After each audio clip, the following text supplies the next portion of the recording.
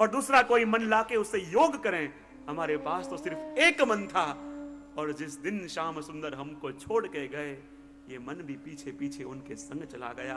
अब तो हम यहाँ पे रह रही हैं, पर बिना मन के रह रही हैं। हमारा मन तो श्याम के पास चला गया, और जब मन ही नहीं है तो दूसरा मन कहां से लावें, और ये तुम्हारा सिखाया हुआ योग करें।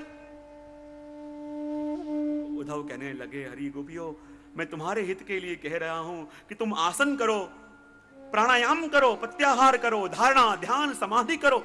इससे तुम्हारे मन को जरूर शांति मिलेगी, इससे तुम्हारे मन को जरूर अनुकूल होगा।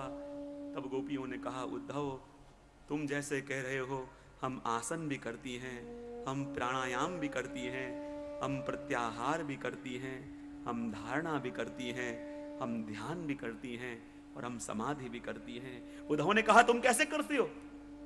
पद्मासन लगाओ, आंखें बंद करो, अपने मन को स्थिर करो, उसको आसन कहते हैं।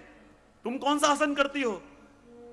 बोले, जहां मेरे श्याम ने लीला करी उसी स्थान पे जाके बैठ जाती हैं, और श्याम की लीला का स्मरण करना वही मेरा आसन है। और जब शाम की याद आ जाए तो जोर जोर से श्वास चलने लगे, जोर जोर से दिल की धड़कन धड़कने लगे, वही हमारा प्राणायाम है। उद्धव, जहां शाम ने लीला करी, जिस पद से शाम गए चलते चलते, उसी पद पर जाके बैठ जावें, वो हमारा आसन। और उसी शाम की जब याद हृदय में आ जाए, इतनी तीव्र याद आ जाए, जिस समय प्रभु ने हमको हृदय से लगाया था, और वो प्रभु का स्पर्श महसूस होने लगे, वो प्रभु की सुगंध महसूस होने लगे, और ये दिल की धड़कनें, ये सांस बढ़ जाए, सांस जल्दी जल्दी चलने लगे, उद्धव वही हमारा प्राणायाम है। तुम भी प्रत्याहार करते हो। प्रत्याहार किसको कहते हो? उद्धव ने कहा, जिसका स्मरण करें उसके ही स्वरूप हो जाएं, चित्त उसके अनुकूल हो जाए, चित्त उसका रूप धारण कर ले, वही प्रत्याहार है। तब गोपी ने कहा, हमारी तो वही दशा है। कृष्ण का स्मरण करते करते कभी हम भूल जाती हैं कि हम गोपी हैं, मान लेती हैं कि हम ही कृष्ण हैं, और जो कृष्ण का हृदय का ताप था वो हम महसूस करती हैं। और जैसे अकेले में बैठ के कृष्ण रोते रोते, हे राधे, हे गोपी, कहां गई कहते होंगे, और वही भाव हमारे हृदय में भी आता है, वही हमारा प्रत्याहार है। हे उद्धव, तुम धारणा की बात करते हो। धारणा किसको कहते हो? किसको धारणा कहते हो?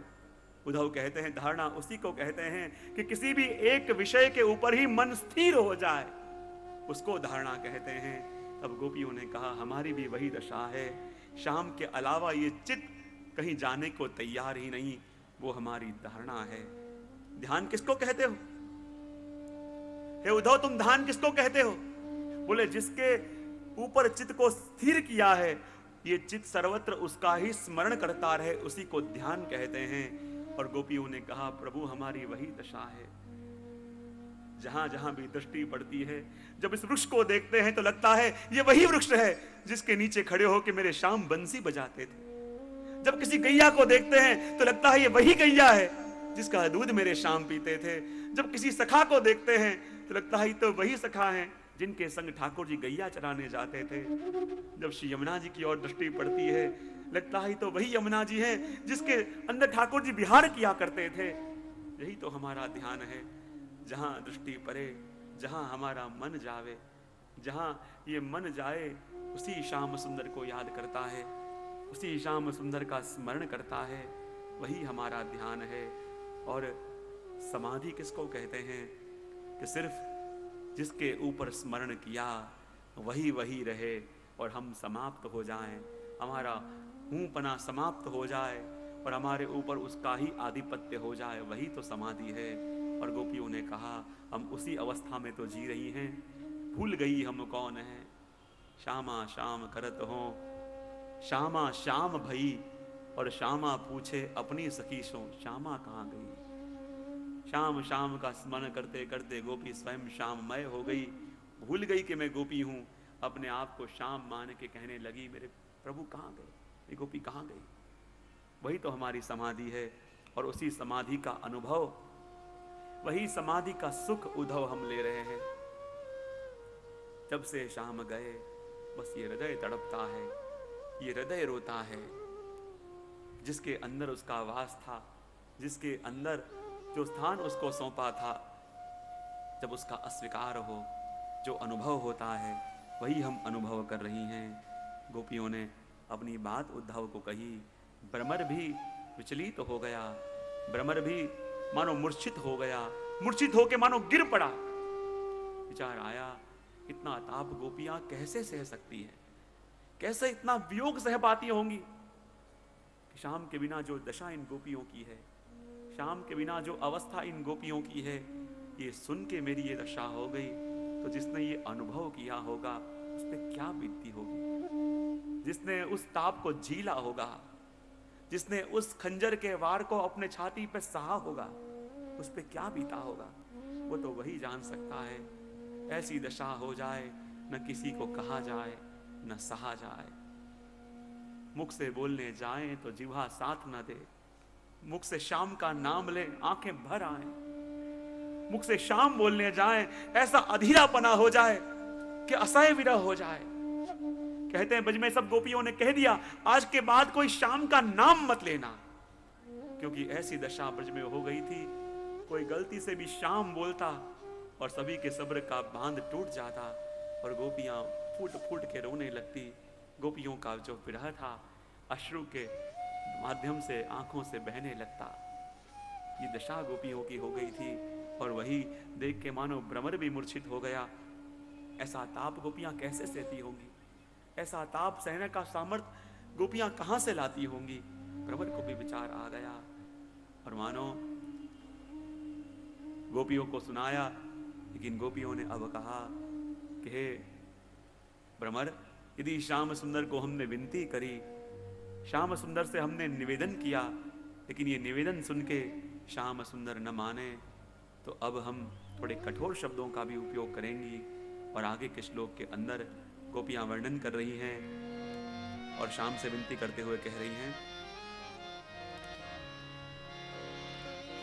आगे का श्लोक, और जिसके अंदर गोपियों ने थोड़े शब्द अपने कठोर कर दिए, थोड़ी भाषा कठोर करी और कठोर शब्द का उपयोग करते हुए यहां गोपियां कह रही हैं, मृगयोरेव कपीन्द्रम्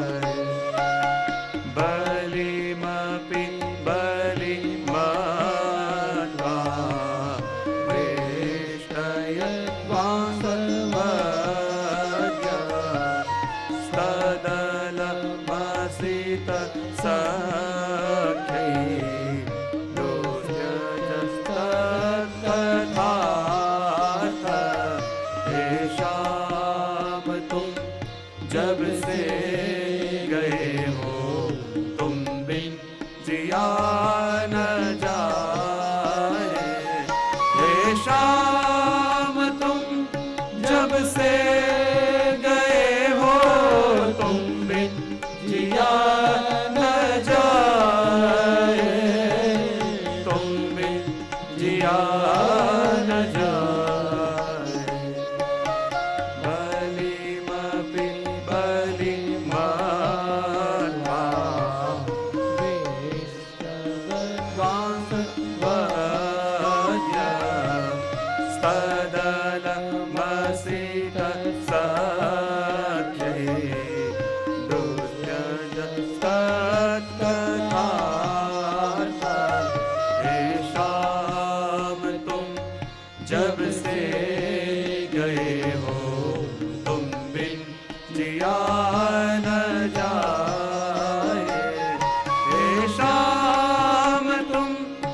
कब से गए हो, तुम बिन जिया न जाए, तुम बिन जिया न जाए, तुम बिन जिया न जाए, तुम बिन जिया न जाए।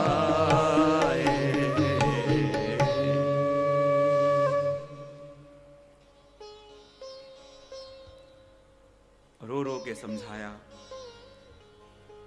विनती कर कर के समझाया, दास भाव से समझाया, सख्य भाव से समझाया, अपना मान के समझाया, अपने आप को उनका मान के भी समझा के देखा, लेकिन प्रभु सुन नहीं रहे, प्रभु समझ नहीं रहे।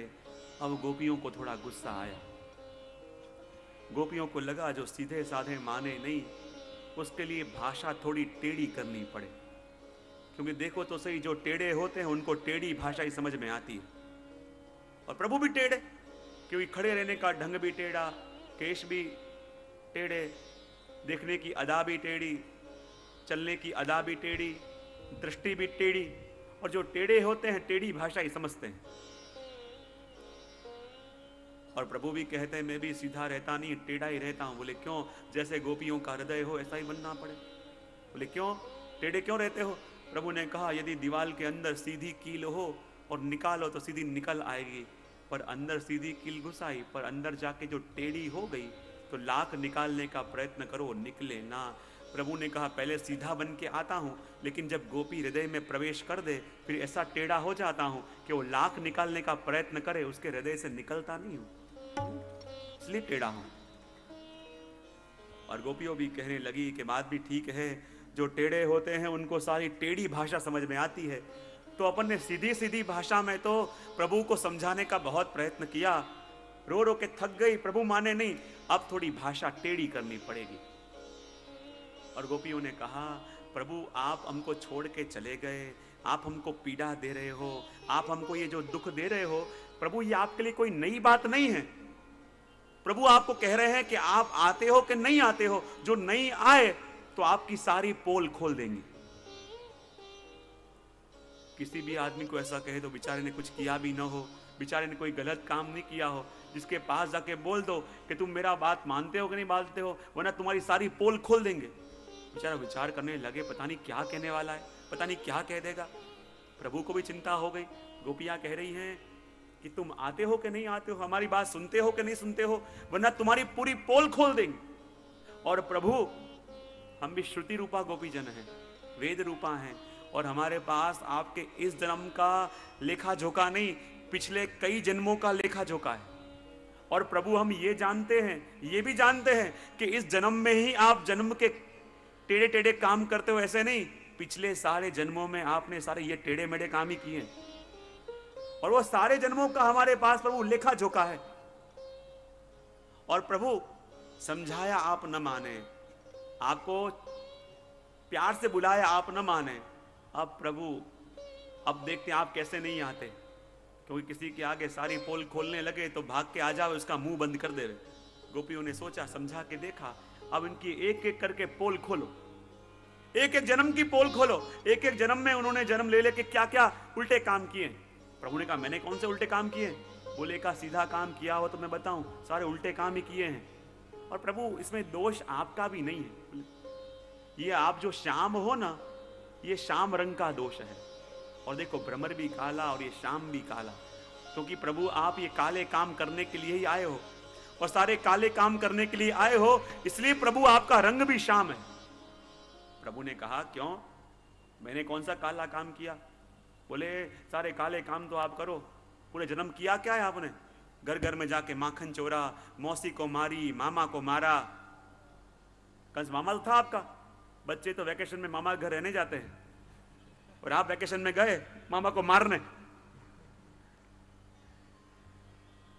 पूतना को मारी, किसी को नहीं छोड़ा, पूरा जीवन सारे काले काम ही किए हैं, क्योंकि आप भी काले और आपके काम भी काले। और जैसा सांवरा सलोना ये श्याम सुंदर है, और ये काले रंग के कारण ही कपटी हुआ है। इसलिए आज से हम नियम लेती हैं कि कि जो जो शाम वस्तु है कि जो प्रभु की याद दिलावे उससे दूर रहेंगी। और सखी कहती है, शाम रंग समीपे ना जाओ मारे, आज थकी शाम रंग समीपे ना जाओ। क्या हम प्रण लेती हैं, आज के बाद जो जो भी शाम है उससे दूर रहेंगी। और वो कहती हैं, श्याम रंग समीपे न जाओ, श्याम रंग समीपे न जाओ,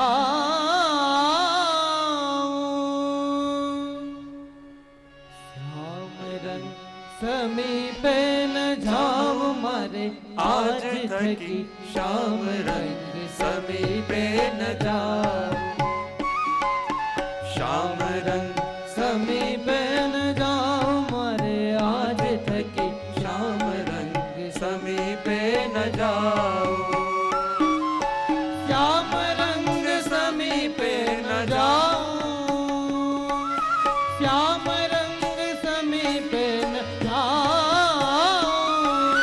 श्याम रंग समीपे न जाओ मारे, आज थकी श्याम रंग समीपे न जाओ, श्याम रंग समीपे न जाओ मारे, आज थकी श्याम रंग समीपे न जाओ, श्याम रंग हो श्याम रंग, श्याम रंग हो श्याम रंग,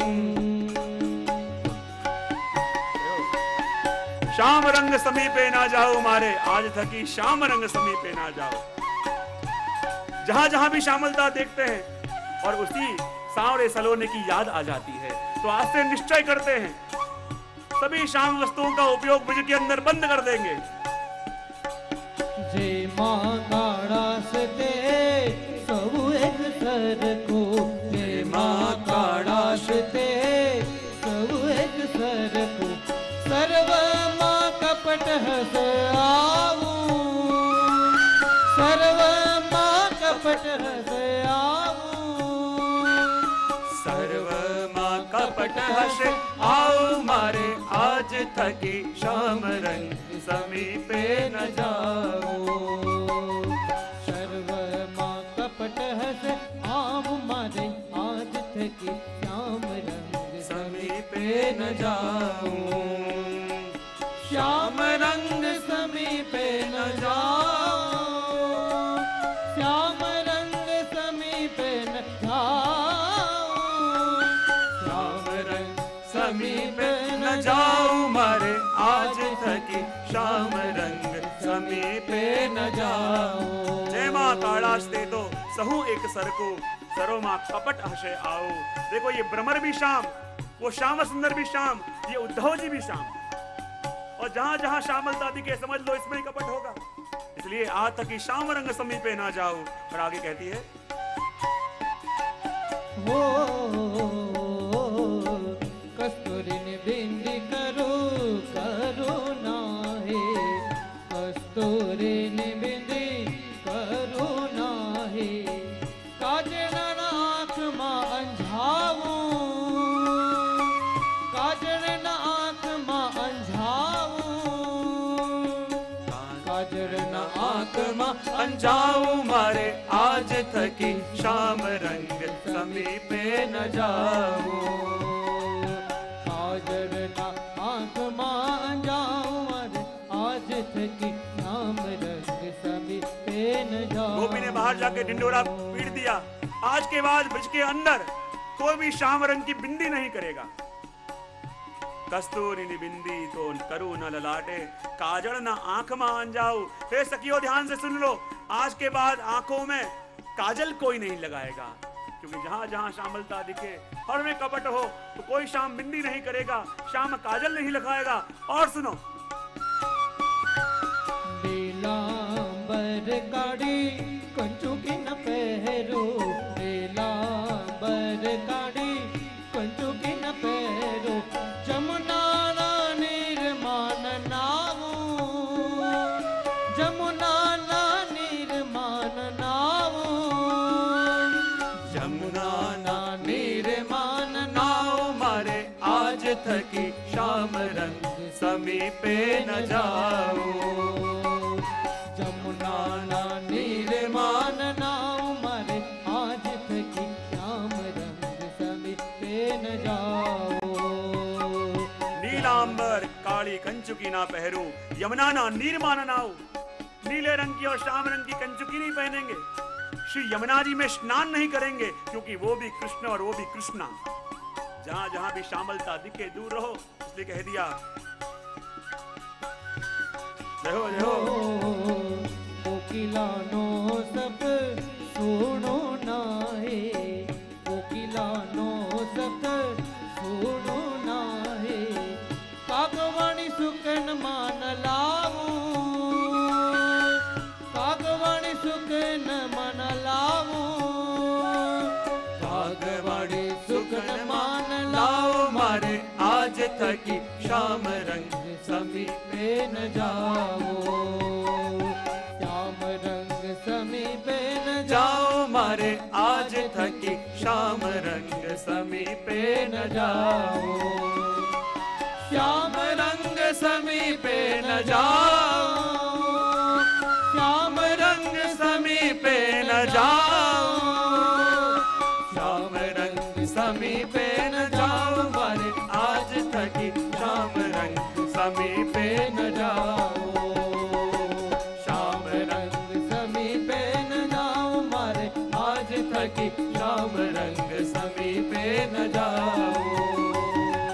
श्याम रंग ओ श्याम रंग, श्याम रंग ओ श्याम रंग, श्याम रंग समीपे न जाओ मारे आज थकी श्याम रंग समीपे न जाओ। कोकिलानो शब्द सुनो नहीं काने, कागवाणी शुकन माना लाओ। पहले तो जब कोयल बोलती और घर के बाहर निकल जाती, अरे अरे कोकिला गान कर रही है, लग रहा है कि वसंत ऋतु आने वाली है। लेकिन जब जब भी कोकिला देखो, वसंत का आगमन आवे, और जैसे ही कोकिला बोलने जाए अपनी अपनी कानों में उंगली डाल दो। कागवाणी शुकन माना लाओ। पहले जब घर के ऊपर आके कौआ बोलता और अपन कहते हैं ये तो शुगन है, सगुन है, क्योंकि आज कोई मेहमान आएगा। और आज के बाद बच के अंदर ये निश्चय कर लो, जैसे ही कौआ आके घर के ऊपर बोले और घर में ताला मार के कहीं चले जाओ, शुगन मानो ही ना। इसलिए तो कह दिया बरकत मड़ीने में गए दृष्टि ना जो, बरकत मड़ीने में गए दृष्टि ना जो, जाम्बो न त्याग ना खाऊं, जाम्बो न त्याग मान खाऊं, जाम्बो न त्याग ना खाओ मारे आज थकी श्याम रंग समीपे न जाओ।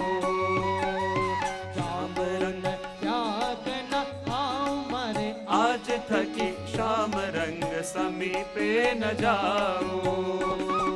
श्याम रंग समीपे न जाओ, श्याम रंग समीपे न जाओ, श्याम रंग समीपे न जाओ मारे आज थकी श्याम रंग समीपे न जाओ। श्याम रंग समीपे न जाओ मारे आज थकी श्याम रंग समीपे न जाओ। श्याम रंग हो श्याम रंग, श्याम रंग हो श्याम रंग, श्याम रंग समीपे न जाओ मारे आज थकी श्याम रंग समीपे न जाओ।